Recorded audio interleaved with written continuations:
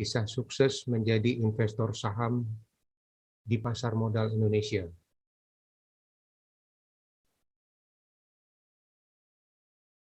Lo Keng Hong adalah triliuner yang paling santai se-Indonesia katanya.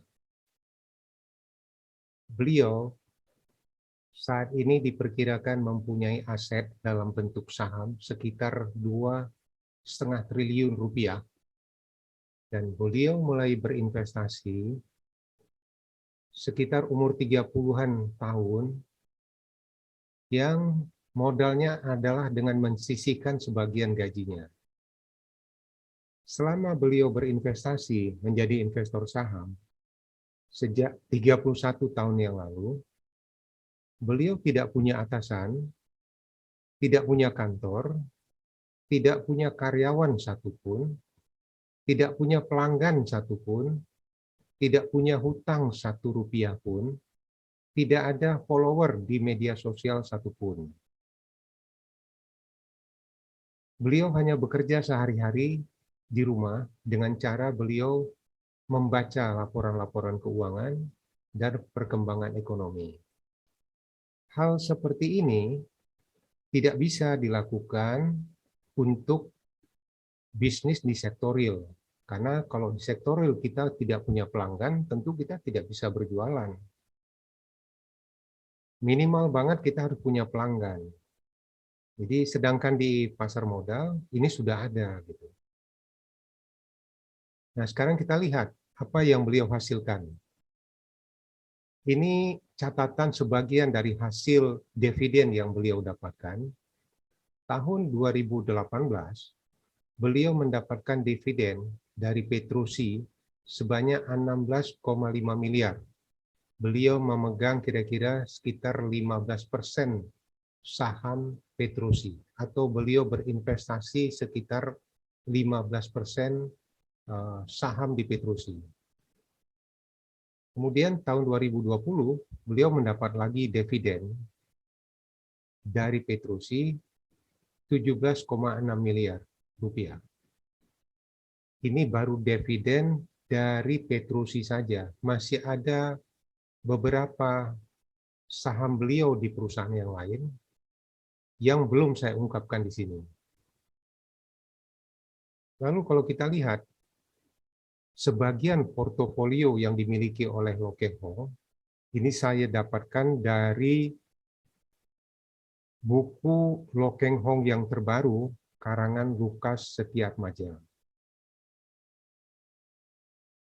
Tahun 1999 adalah tahun di mana momentum Lo Keng Hong mulai berinvestasi dalam jumlah besar. Sebelumnya sudah jalan, tapi yang ini adalah catatan yang terbesar beliau lakukan. Di tahun 1968 adalah terjadi krisis moneter, di mana saat itu harga saham lagi jatuh, dan beliau mengevaluasilah, mempelajari perusahaan apa yang mempunyai fundamental yang baik dan mempunyai masa depan yang baik. Nah, beliau mulai berinvestasi di PT United Tractor. United Tractor ini adalah perusahaan yang menjual alat-alat berat yang digunakan untuk pertambangan, perkebunan, konstruksi, dan lain-lain. Nah, pada saat beliau membeli saham United Tractor pada tahun 1968 di harga Rp250 per lembar saham. Kemudian beliau berinvestasi sekitar 1,5 miliar rupiah.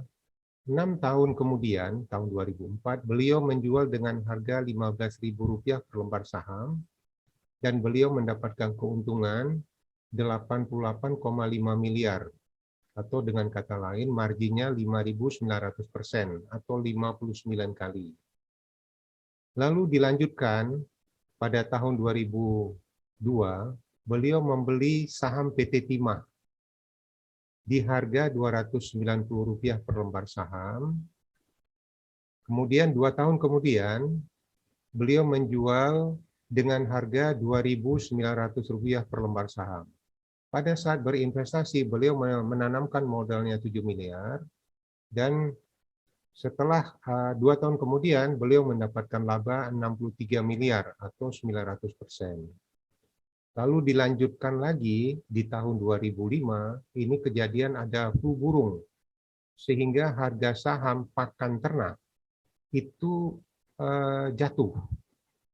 Jadi pada saat kejadian flu burung, semua yang berkaitan dengan ternak itu jatuh harga sahamnya.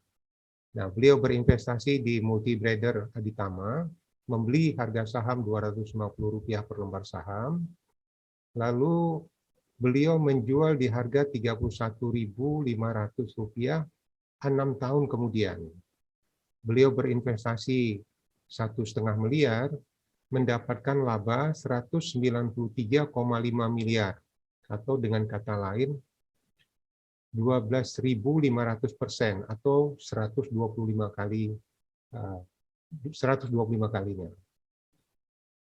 Saudara, coba perhatikan, ini adalah pasar saham yang tidak terjadi di sektorial. Di bisnis sektorial hampir tidak pernah terjadi mendapatkan margin 125 kali. Saya punya pengalaman 26 tahun berwirausaha belum pernah mendapatkan laba sebesar ini. Laba-laba besar sebesar ini adalah hanya terjadi di pasar modal. Jadi istilah Lo Keng Hong ini adalah membeli mobil Mercy di harga mobil Avanza. Dalam dunia nyata, dalam sektorial, tidak ada orang yang mau menjual Mercy seharga mobil Avanza, artinya mobil Mercy baru ya. Ini hanya bisa terjadi di pasar modal. Dan kejadian ini bukan hanya pada saat krisis moneter atau terjadinya flu burung, tapi terus berlanjut setiap tahunnya. Ada saja terus momentum-momentum, peluang-peluang untuk berinvestasi di pasar modal. Nah, kejadian berikutnya yang kita lihat, di tahun 2016, di mana harga batu bara berpotensi naik pada saat itu, sementara perusahaan batu bara namanya Indika Energy menjual sahamnya masih di Rp110 per lembar saham, lalu Pak Lo Keng Hong berinvestasi 12,1 miliar, dan 6 bulan kemudian beliau menjual dengan harga Rp600 per lembar saham, beliau mendapatkan laba 66 miliar atau 445% marginnya. Karena potensi batu bara sedang naik-naiknya di tahun 2016 dan 2017, dan performa perusahaan ini bagus pada saat itu, kemudian Pak Lo Keng Hong setelah menjual sahamnya yang harga Rp600 per lembar saham, beliau membeli kembali saham tersebut di harga Rp855 per lembar saham. Dan nilai investasinya yang awalnya beliau berinvestasi 12,1 miliar, langsung beliau tingkatkan nilai investasinya menjadi 115,4 miliar. Karena saking yakinnya beliau dengan prospek perusahaan ini, prospek batu bara. Kemudian 7 bulan kemudian ya, beliau menjual di harga sahamnya di harga Rp3.000 dan beliau mendapatkan keuntungan dalam bentuk rupiah 405 miliar rupiah atau 250%. Jadi dalam tempo 1 tahun lebih kurang, beliau mendapatkan laba dari investasi saham di Indika Energy adalah sekitar 471 miliar. Luar biasa nggak lihat bisnis seperti ini? Ya, inilah saham. Dan masih ada peluang-peluang berikutnya yang beliau lakukan. Kemudian kalau kita lihat, ini catatan yang ada di buku beliau. Kemudian kita lihat berikutnya, ini dari laporan keuangan perusahaan ABMM ya, ini salah satu perusahaan yang terdaftar di pasar modal, kode sahamnya ABMM, bergerak di bidang pertambangan batu bara juga. Lalu pada laporan tahunan perusahaan ini menerbitkan informasi bahwa Pak Lo Keng Hong juga berinvestasi di perusahaan ini sebanyak jumlahnya 3,1%, ya. Jumlah sahamnya 85,5 juta lembar saham. Ini Pak Lo Keng Hong. Kemudian rupanya di sini juga ada seorang anak muda namanya Robert Susilo, ya. Robert Susilo ini juga sudah memulai belajar berinvestasi saham sejak tahun 2009 di usia kurang dari 20 tahun. Nah, saat ini cobalah lihat ya, beliau juga Robert Susilo mengikuti cara-cara yang dilakukan oleh Pak Lo Keng Hong dan hasilnya lihat ya, beliau mempunyai 0,8% nilai sahamnya, tapi kalau dirupiahkan kira-kira sekitar 50 miliar rupiah saat ini. Kalau saya baca dari sejarah bagaimana Robert Susilo ini awalnya berinvestasi, beliau memulai berinvestasi dari modal yang orang tua berikan padanya, yaitu dengan bentuk ruko yang dijual, yang nilainya pada saat itu beliau mulai berinvestasi 1 miliar rupiah. Kalau dilihat, katakanlah tahun 2010 mulainya, kalau nggak salah sekitar tahun 2012 mulainya ya, dengan modal 1 miliar rupiah, sekarang sudah menjadi 50 miliar rupiah. Sangat oke bagi seorang anak muda ini ya, naiknya sampai 50 kali dalam tempo katakanlah 10 tahun. Berarti setahun bisa 5 kali kenaikannya. Inilah saham. Inilah peluang investasi kalau kita memahami caranya. Ya. Itulah dikatakan oleh Pak Lo Keng Hong ini, betapa mudahnya mendapatkan uang di Bursa Efek Indonesia atau di Bursa Saham Indonesia, karena beliau sudah membuktikannya betapa mudahnya. Ya. Saham adalah pilihan investasi terbaik, tetapi 99% masyarakat kita belum mempercayainya. Masyarakat lebih suka menanamkan atau menyimpan dananya dalam bentuk deposito, emas, atau properti. Ini adalah wisdom yang saya kutip dari buku beliau. Jadi betapa mudahnya, ini yang luar biasa. Kemudian dengan pengetahuan dan pengalaman beliau, beliau mengatakan lagi ya, pada wisdomnya, harta karun kekayaan terbesar yang ada di dunia adanya di pasar modal, bukan di bawah laut. Nilainya nyata dan transparan. Transparan ini dengan kata lain, data-datanya lengkap.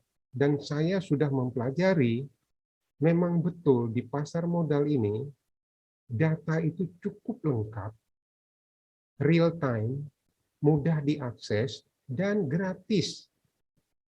Kita hanya tinggal menganalisa data-data perusahaan yang mau kita investasikan, kita pelajari. Di sektor real, kita untuk mendapatkan data, informasi, itu harus mencari kemana-mana. Kita harus survei, membuang biaya yang begitu besar, waktu, tenaga, pikiran. Sementara di pasar modal, data ini sudah lengkap. Dan setiap 3 bulan, jadi setahun 4 kali, ada laporan yang bisa kita baca, kemudian di media massa pun setiap hari ada berita mengenai perkembangan baik saham tersebut maupun produk atau jasa yang terkait dengan perusahaan tersebut. Jadi beliau mengatakan sangat disayangkan jika ada orang tidak mengenal pasar modal. Ini betul sekali. Saham itu berisiko.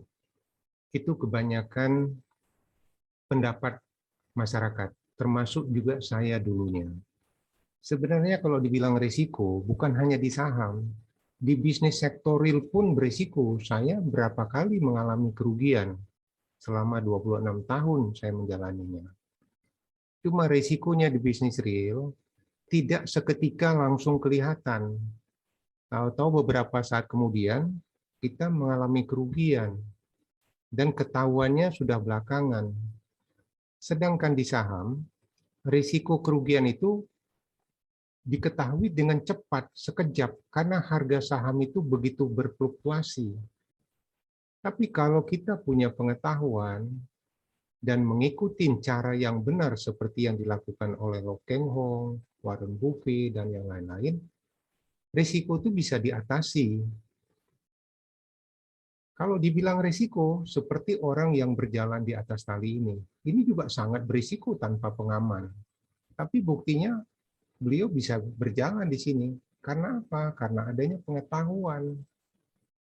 Ya, kalau ada pengetahuan, kemudian dilatih, kemudian dipraktekkan, diulang-ulangi, sehingga menjadi pengalaman. Kembali lagi kepada risiko. Sebenarnya, saham yang diperdagangkan di pasar modal itu adalah pemiliknya adalah perusahaan-perusahaan besar, yaitu para konglomerasi rata-rata ya. Mereka lah yang menjual sahamnya sebagian kecil di pasar modal. Jadi kalau dibilang berisiko, mestinya yang paling besar risiko adalah pemilik daripada perusahaan itu. Tapi buktinya mereka terus jalan dan tenang saja.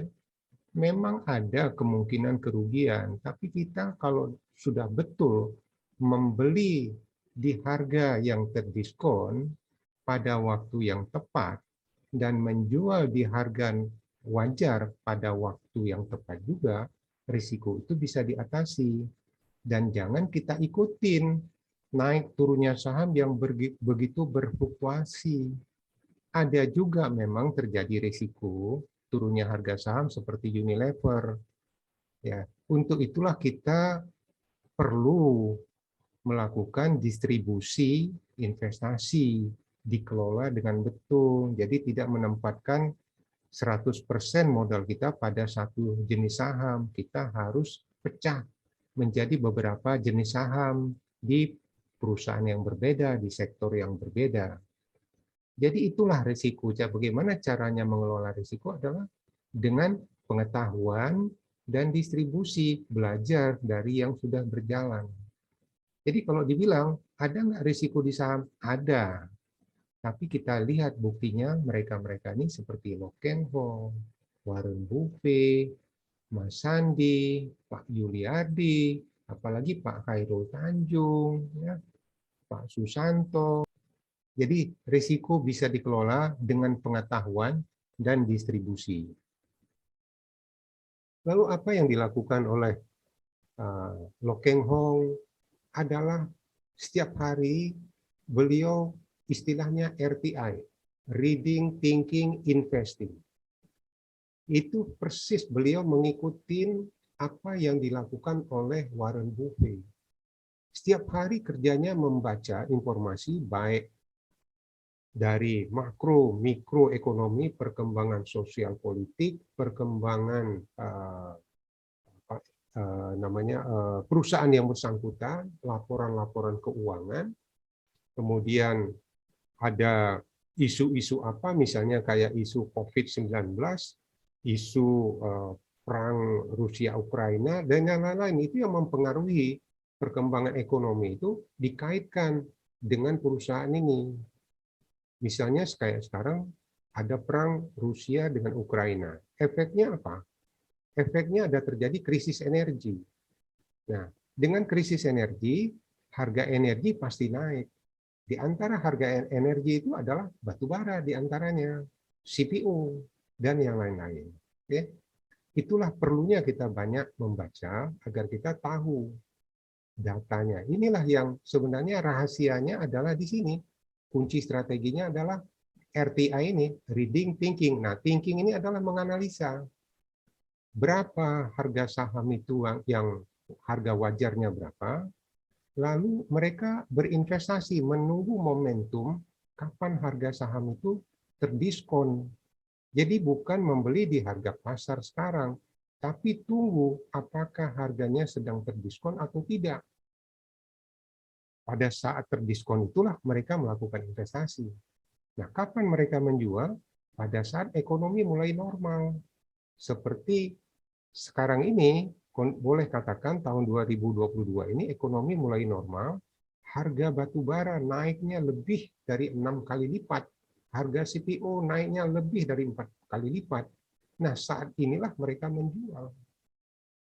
Waktu mereka beli pada saat COVID, kira-kira bulan Maret tahun 2020, di mana harga saham, terutama di sektor komoditas, lagi turun. Itulah saatnya membeli harga yang murah. Jadi kalau ditanya apa rahasianya, cuma ini rahasianya, RTI ini. Nah, lihatlah apa yang Pak Lo Keng Hong katakan, ya. Saya hanya melakukan satu pekerjaan sederhana yang saya ulangi setiap hari, yaitu RTI tadi, selama 31 tahun, lama-lama jadi mahir. Luar biasa nggak pekerjaan begitu sederhana? Kita kalau bisnis di sektor real nggak akan bisa cuma hanya RTI saja. Tanpa kita bekerja dan mencari sumber barang, memproduksi, menjual, tentu tidak bisa kita dapatkan hasilnya. Kalau di saham, ini sangat bisa dan sangat mudah. Orang ini sudah membuktikannya. Tinggal kita harus cari cara dan ilmunya. Nah, ini Jeff Bezos ya, seorang CEO dan founder dari Amazon.com ya. Begitu kagumnya dengan Warren Buffett ya, karena Warren Buffett itu ini salah satu record Warren Buffett yang terbaru ya. Warren Buffett itu dengan gampang mencari laba 1.720 triliun. Bayangin 1.720 triliun. Bisnis apa bisa menghasilkan 1.720 triliun? Ini di tahun 2021 kalau nggak salah ya. Kita lihat saja di Indonesia kalau dibandingkan perusahaannya, perusahaan-perusahaan yang mapan besar dan bagus, katakanlah seperti Bank BRI, Bank Mandiri, Bank BCA, Bank BNI, dan yang lain-lain. Bank yang paling besar kita lihat adalah Bank BRI. Bank BRI itu labanya tahun 2021 sekitar 32 triliun. BCA 31 triliun. Bank Mandiri 28 triliun. Bank BNI sekitar 11 triliun, mendekati 11 triliun. Coba lihat. Beliau mendapatkan, Warren Buffett ini mendapatkan 1.720 triliun. Hanya ada di pasar modal bisnis seperti ini. Di sektor real sangat sulit mendapatkan seperti ini. Kekagumannya ini disampaikan bahwa, Warren, your investing strategy is so simple. Begitu sederhananya, seperti kata Pak Lo Keng Hong, saya hanya melakukan pekerjaan yang sederhana, yaitu RTI. Why doesn't every just copy you? Pak Warren mengatakan, because nobody want to get rich slow. Jadi tidak ada orang yang mengikuti dia atau berinvestasi secara kalem, tenang, sabar. Cobalah lihat kedua ini, orang ini membuktikan begitu mudahnya, begitu sederhananya mencari rezeki melalui pasar modal dengan cara yang betul. Jadi kata Lo Keng Hong, sangat disayangkan jika ada orang yang tidak mengenal pasar modal. Saham adalah pilihan investasi terbaik, tapi 99% masyarakat kita belum mempercayainya. Kesimpulan bagian 1, kisah sukses menjadi investor di pasar modal Indonesia adalah RTI. Inilah kunci sukses yang dilakukan oleh Pak Lo Keng Hong selama 31 tahun setiap hari. Dari RTI inilah beliau mendapatkan keuntungan dalam bentuk portofolio beliau yang kalau disimpulkan tahun 1968 beliau berinvestasi 1,5 miliar dan pada tahun 2018 totalnya beliau mendapatkan 1,46 triliun, mendekati 1,5 triliun, yang kalau dihitung marginnya selama 20 tahun adalah 977 kali.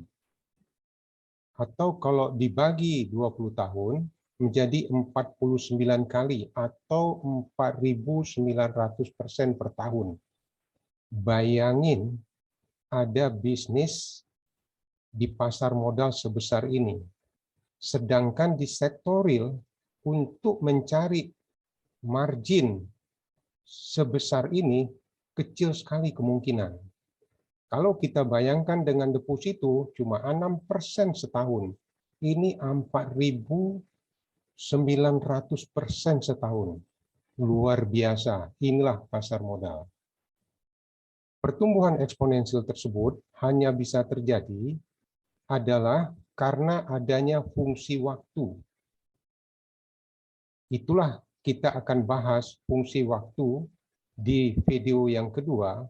Kita belajar dari kekeliruan orang lain, dan untuk mengakses video kedua dan video ketiga, Anda bisa menggunakan link yang berada di bawah ini. Demikian sharing saya untuk kali ini. Semoga bermanfaat. Terima kasih.